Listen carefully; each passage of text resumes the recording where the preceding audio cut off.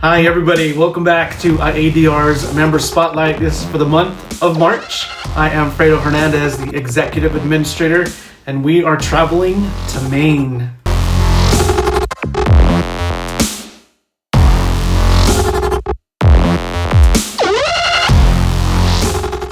Yes, today we are going to be sitting down with one of our members who has been part of our family for about 2 years now. Everybody, please welcome Lindsay Smith. Hi, Fredo, and everybody else watching. Well, I was born in Bar Harbor, Maine, and my family is filled with artists and musicians and creatives of all types, and a very supportive unit.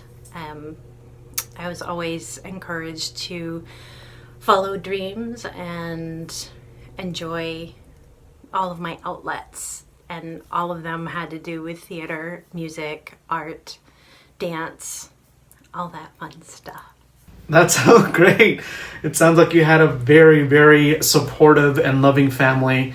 You know, having all those artistic types in your family, it really harbors a very strong environment where people can flourish and develop as not only artists in their own right, but also as individuals. So that's amazing. Let's talk about your schooling. What kind of schooling do you have, whether it's artistic or not?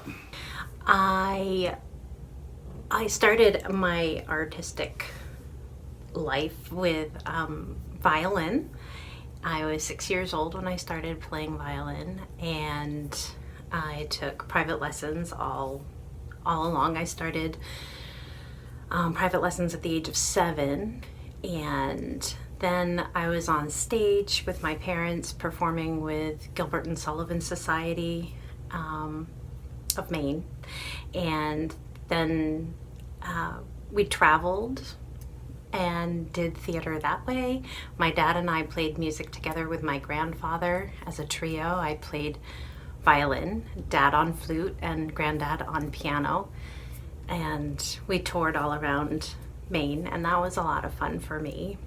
And I competed, and I have many trophies, not to brag, but I enjoyed music to start, and then I got into college and decided that I wanted to focus more on visual arts, and my major was art history, and then I started doing my own thing.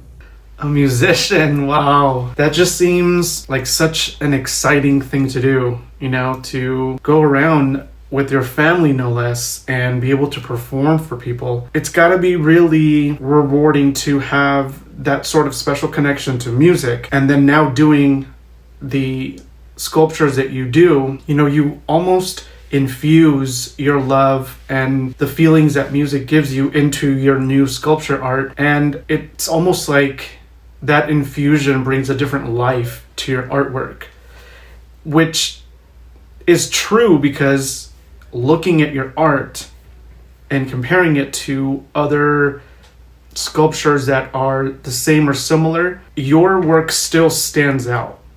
And I think that is a contributing factor to why your art is so unique. Let's switch over to love. Lindsay, tell us the love story behind you and Erasmus. And do you guys have any babies? So, love story. It was love at first sight. And we met doing a cabaret for a fundraiser. And he was the leading man, I was the leading lady, and we've been inseparable ever since we met at that first rehearsal together. So that's us. And we do have kids, and they're a lot of fun. They're very artsy, music-y kids too. That's amazing.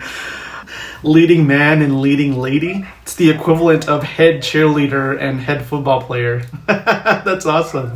Pay no never mind to the wardrobe change. This is just movie magic. So, Lindsay, tell us how you found the art of one-of-a-kind sculpting.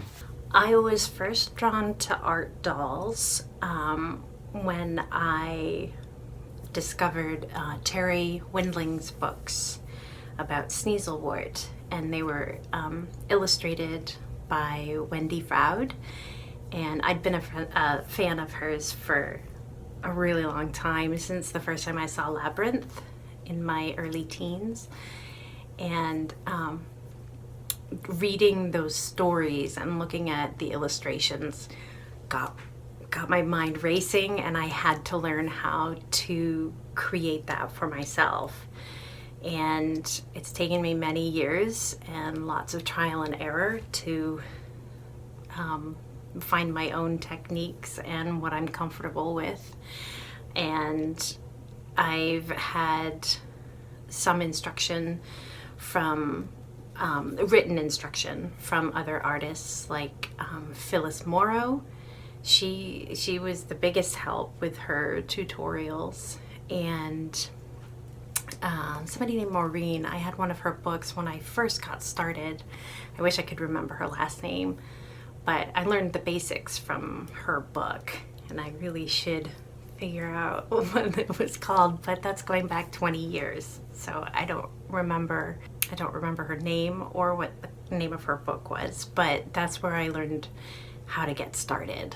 Now, would you happen to have any other art forms that you do besides sculpting? And what other hobbies do you have that may not necessarily be sculpture related? I think I've pretty much covered the other arts that I'm involved with. Stage, singing, dancing, acting, and I also play violin and fiddle. And I would say that I play guitar, but I'm not very good, and I haven't touched one in years. But I still play fiddle, and I still sing when I can, and I enjoy it. And how do you create your sculptures? What is your sculpture process? Do you even have one, or you just kind of go with the flow with each sculpture that you make? And also, what part of the sculpting process makes you the happiest? All of my sculptures, they're more like art dolls rather than sculptures.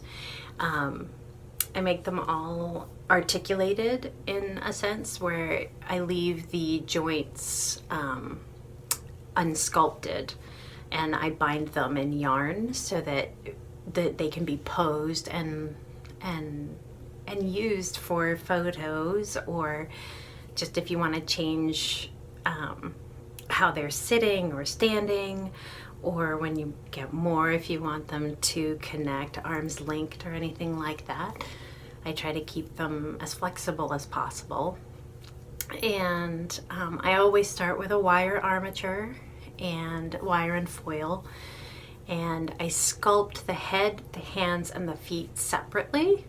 And as everything's finished baking and cooling, then I paint them to the complexions that I want them to have, and then I start assembling the doll from there. And then they get their hair and their clothes and their shoes, and then I decide their personality from there. And they don't usually have names until they're completed, and then I can get a sense of what their names are. And my favorite part of making a character is the physical process. I love the final touch of putting their hat on, or the soles of their shoes, whatever part I do last, to just bring the whole thing together, and then voila, there's this beautiful doll. And I think the most fun part for me, as far as creating the whole thing, is just coming up with their personality, who they are, what they do, what they love. I try to always make my characters happy. I have made some that are sad or frustrated, and yeah, I always default to happy or joyous dolls. And which of the art dolls that you've created up until now is your absolute favorite? You can't make me choose a favorite doll. They're all my favorites. But I think if I have to choose one, it is Thimbleberry. She's the main character of my first book, and she is me. So I guess I have to choose her as my favorite. She just, of all the characters I've created, has the most in-depth personality. I've written a whole book about her. So a lot of thought went into her and things that she does and her story and who she is. So she'll always be really special to me. But I do have a lot of other favorites too. So it's hard to answer, but I had to pick someone. Yeah, it is hard. What about IADR specifically drew you to join our community? Why would I not want to be part of IADR? I call it IADR just because it's easier for me. It's a group of amazing, supportive artists that all have shared interests, and it's just great to have that kind of encouragement. And there's no rivalry in it. It's just everybody's there to do their thing, and all of the other people are there to be happy for them. So I had to be part of that. It's just nice to have that kind of community. That's amazing to hear. Good. I'm glad that at the time that you joined, that our group was still giving off that aura, that environment, that was welcoming enough for you to say, I would love to be a part of this. That's what we want for everyone. For someone who is day one, brand spanking new to this art form, to be able to find us and not feel intimidated to join, not feel that they're not good enough to join, because I know I felt that way about, joining certain communities, because they just made it sound like if I wasn't at a certain level, I couldn't join, so that makes us feel really good. Out of curiosity, what made you want to create the type of magical creatures that you do versus the more figurative art dolls that most other artists create, like the mermaids or the fairies, things like that? That really goes back to the whole idea of the Froud world, Freudian world. The fairies, the unusual creatures. I do a lot of goblins and brownies and imps and other such characters as well. Trolls. I like the unknown, the otherworldly, almost creepy but really beautiful and also cute, fun characters. Fantasy is where I turn to when things are really bothersome or scary in real life. That's how you escape. So I want to create that. I want to provide that kind of comfort for other people. That's really sweet. Traveling, let's talk travel. What is the favorite place that you've traveled to and why? Hands down, Scotland is my favorite place in the whole world. It's home to me. It's everything. The people, the landscape, the air, just the smell. The smell of the air in Scotland is just, it's overwhelming how comforting it is. Everything about being there is just wonderful. I was in a car accident in the Highlands, and we were welcomed by an innkeeper as if we were family. He just wanted to take care of us. It was just, it needed to be my other home for the longest time, and someday we'll get there. But where we live in Maine, right now we're on the mid coast of Maine, and it's just as beautiful here, and the people are just as friendly, and I love where we are right now too. That's great. Good, I'm glad to hear it. So, this is going to be weird. We've never done this before, but because during my research, I saw that Erasmus, your hubby, is actually very involved in your art. I think he is a moderator on one of your Facebook groups. He's incredibly supportive. So we wanted to hear from Erasmus. So, Mr. Erasmus, from your point of view, tell us who Lindsay is to you as a person and what made you fall in love with her. I think the kind of person that Lindsay is someone who's 100% genuine when she cares about literally everyone she is in contact with, no matter what. I think that's the core of who she is, aside from, the obvious of her creative side. What made me fall in love? Well, her genuineness and how much, I don't know, there's something about her that just knew that when we first got together that she was the right type of person for me, and I appreciate her, and I love her so much, and I'm so happy that I get to spend every day with her. That's beautiful. Thank you, Erasmus, for indulging us. Miss Lindsay, back to you. Do you have a full-time job other than your art? And if you do, what is that? I do have a full-time job. My full-time job is creating dolls. It's become a year-round, 8 days a week kind of job, and I love it. I don't think of it as work. I enjoy creating.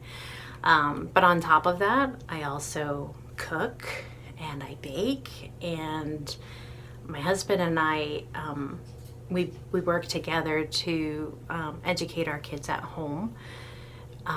We've been doing that all along, and that wasn't a COVID thing. That's what we chose for our kids, for multiple reasons.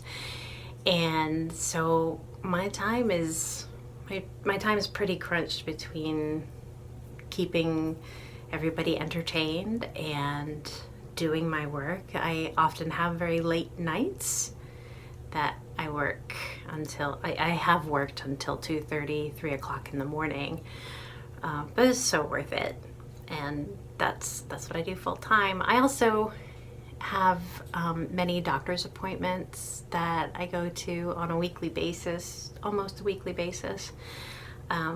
So that's part of my full-time job too. Yes, another full-time artist. I love hearing that. It's such a rewarding thing to do when the thing that you do for a living is the thing that brings you absolute joy. And yeah, you're right. It does not feel like a job or work when you're doing something that you're passionate about. And when you're actually making a living off of it, it's just icing on the cake, cherry on top. It's the ultimate. So it makes me very happy when I hear that. So we are curious, is there an art doll that you have been wanting to make that you haven't quite yet gotten around to? It's not just one sculpture that I've always wanted to do. I want to sculpt all of the characters from Dickens' Christmas Carol. It's been my favorite story since I was a kid, and I have made a Spirit of Christmas Present and a Jacob Marley and a Bob Cratchit, but now that I've developed my skills a little bit more, I would like to start fresh and make the whole line of characters, everybody, even Mrs. Cratchit. I want to set the stage for the whole thing. Eventually, I'll build sets for it too, and illustrate the book with my characters or my sculpts. and make it more like a kid's version, something that will appeal to the younger crowd and adults who also love the story too. That sounds like a fun undertaking. I know I have a bunch that are on my sculpting table that I haven't even started yet, but they are so amazing in my mind, but I haven't gotten around to them. Talk to us a little bit about the most memorable artistic accomplishment that you've had so far. Another tough one to answer. Finishing my first book was a really huge deal. It took me a super duper long time to finish it, to create all the characters and write the story and build the sets, take the photos, go through the fundraising process and the publication. I mean, it was a big deal. But also a huge moment for me was to have a piece of my work accepted into an exhibit, the Ancient Tales and Tongues exhibit at the Fernie Bray in Portland, Oregon. My work was displayed alongside the work of all three of the Froud family members and other amazing artists. It was just awesome when I found out that something I created was accepted into that exhibit. And I so badly wanted to be there, but I couldn't get across the for it. So Maeve, another featured artist, was kind enough to give me a tour through a video conference, and she walked me through the tour to see everybody's work, and it was just such a great night for me. It was pretty amazing. Wow, congratulations. That's a big deal. That is something that I have fantasized about for those artists who actually make it happen, like you. Just a ton of respect. It's a big deal to have your work exposed to a local community, whether you live there or not, because you don't know, not everyone has social media. There's some people who like to stay off of the internet, and that is just another way to ensure that your artwork is going to be able to reach those people, who don't frequent social media sites. So that's exciting. Tell us something about Lindsay that we may not already know. Something about me that you may not know. I don't know. I'm a pretty open book. It's taken me a long time to be open and honest about stuff. I'm usually very private and keep to myself, but I've learned over the past few years that being vulnerable and authentic, just being really open about things that I'm going through or things that I'm concerned about, helps other people connect with me if they share similar concerns or have the same health struggles that I do. It's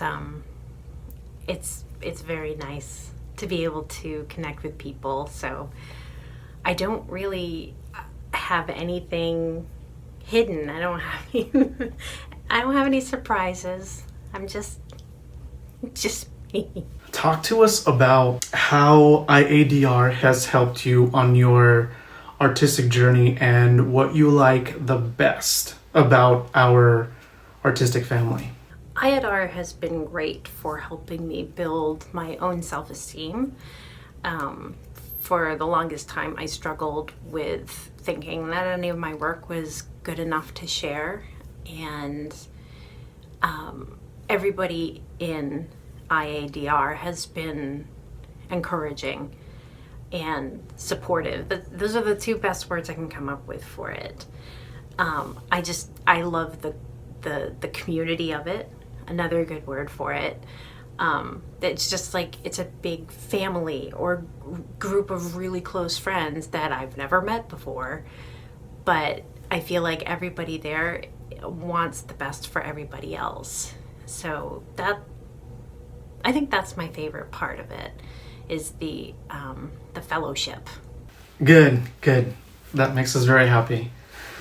Lindsay, wanted to take this time to thank you very much, and Erasmus, for sitting down with us and allowing us to get to know you guys a little bit better.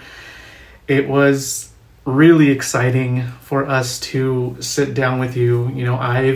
You and I have communicated online for a good chunk of time, and to now be able to ask you questions and actually see you responding and get to know you on that level was very exciting, very rewarding.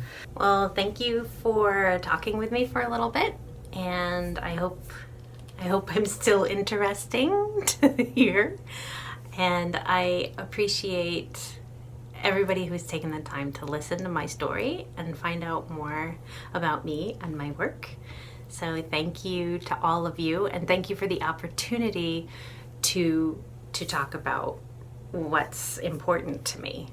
I appreciate it very much. Stay safe and be well. For everybody else, thank you guys as well for sitting down with us and spending this time getting to know our members.